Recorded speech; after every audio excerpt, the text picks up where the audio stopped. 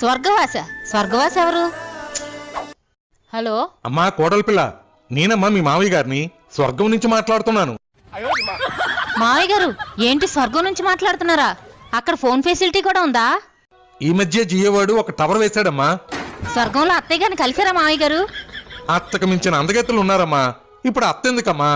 అంత అందగత్తులుంటే వాళ్ళతో డాన్స్ వేసుకోకుండా నాకెందుకు ఫోన్ చేశారు మావయ్య గారు? మన ఎదురింటి శంకర్రావు గారు లేడు? వాళ్ళ ఎదురింటి ఆవిడ తన సినిమాకి వెళ్ళాడని వాళ్ళ ఆవిడ కొట్టి కొట్టి చంపేసింది కదా మావయ్య గారు. ఈ విషయం మీకు కూడా తెలుసు కదా. వాడు నా దగ్గర ₹1,00,000 అప్పుగా తీసుకున్నాడమ్మా. డబ్బులైతే ఇచ్చేసాలే, కానీ వాడు రాసిచ్చిన ప్రామిసరీ నోటు నేనివ్వడం మర్చిపోయాను. అది కావాలని ఇక్కడ నన్ను తినేస్తున్నాడమ్మా. అమ్మా పరుపు కింద ఉందేమో చూడమ్మా. ఉంది మావయ్య గారు. కొంపదీసి ఆ నోటు మీకు ఇవ్వడానికి నన్ను గాని మీ అబ్బాయిని గాని చచ్చిపోమంటారా ఏంటి?